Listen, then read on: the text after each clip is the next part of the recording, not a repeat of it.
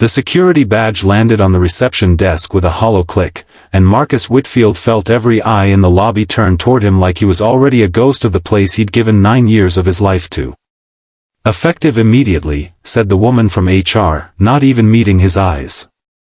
Marcus had a daughter in 3rd grade who needed picking up in 2 hours, a mortgage payment due in 9 days, and now, apparently, no job to pay for either. If you believe people deserve second chances, and that kindness always finds its way back around, hit like, drop a comment, share this with someone who needs it, and subscribe to Kindness Vault, because this story is about to remind you why we never give up on good people.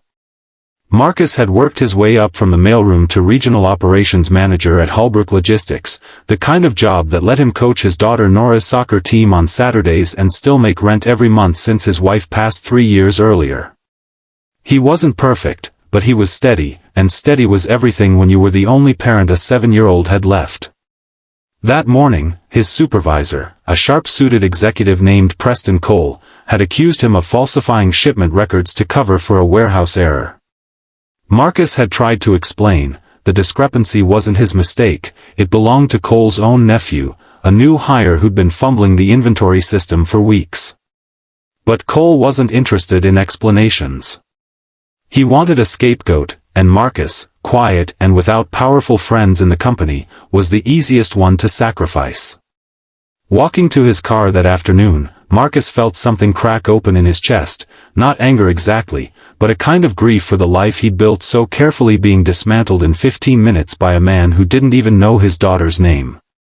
He sat behind the wheel for a long time before he could bring himself to drive to the school.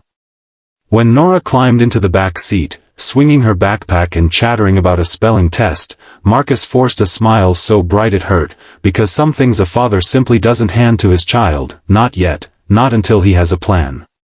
That night, after Nora fell asleep clutching her stuffed rabbit, Marcus sat at the kitchen table with a legal pad, writing down everything he remembered. Every date, every email, every conversation where he'd flagged concerns about the inventory system months earlier, warnings that had gone straight to Cole's inbox and been ignored. He wasn't naturally a fighter, he'd spent years keeping his head down, believing that hard work alone would protect him.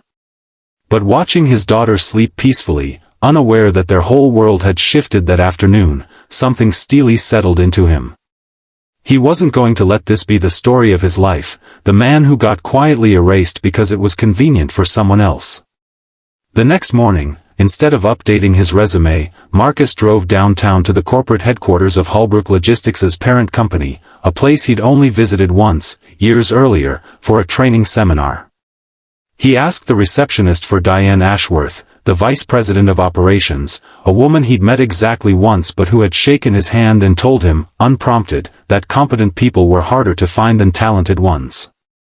He didn't know if she'd remember him. He didn't know if she'd even take the meeting. But he had nothing left to lose, and everything left to protect.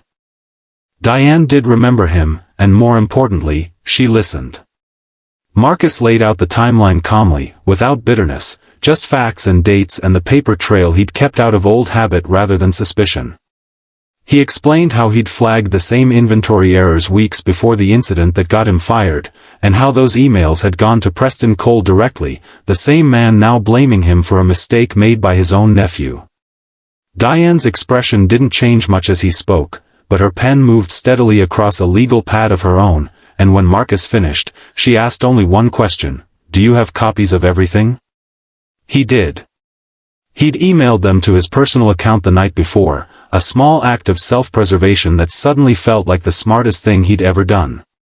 Diane picked up her phone right there in front of him and made a call to the company's general counsel, her voice calm but unmistakably serious, the kind of voice that had clearly ended careers before with far less effort than this. Marcus sat in the leather chair across from her desk, hands folded, heart hammering, watching 20 minutes unfold like an entire year. He heard fragments, falsified internal communications, wrongful termination exposure, immediate review of Cole's conduct, and slowly, the weight that had been sitting on his chest since yesterday afternoon began, impossibly, to lift. By the time Diane hung up the phone, her expression had shifted into something between fury and resolve.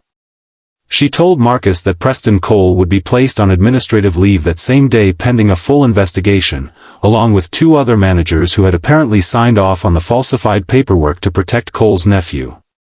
She looked Marcus directly in the eye and said the company owed him not just his job back, but an apology, and she intended to make sure he received both. Marcus, who had spent the last 18 hours preparing himself to explain unemployment to his daughter, found he couldn't speak for a moment. He simply nodded, throat tight, and thanked her. Word moved fast through Holbrook Logistics. By the following week, Preston Cole had been quietly removed from the company entirely, his carefully built reputation unraveling once people started asking the questions Marcus had been too afraid to ask out loud for months. Marcus returned to his position with a formal apology from leadership and, unexpectedly, a promotion to regional director, a role that came with the kind of stability he'd once thought was gone for good. But what mattered more to him than the title or the raise was walking through his front door that evening and telling Nora the truth, that sometimes people try to knock you down, but if you stand up for yourself and tell the truth, good things can still find their way back to you. If this story moved you even a little, if it reminded you that decency and quiet courage still count for something in this world, please take a moment to like this video, share it with someone who needs the reminder today, and subscribe to Kindness Vault so you never miss a story like Marcus and Nora's. And before we go, drop a comment below with the word, strength, if you believe fathers like Marcus deserve every good thing that comes their way. I read every single one, and I want to know you were here for this moment with us.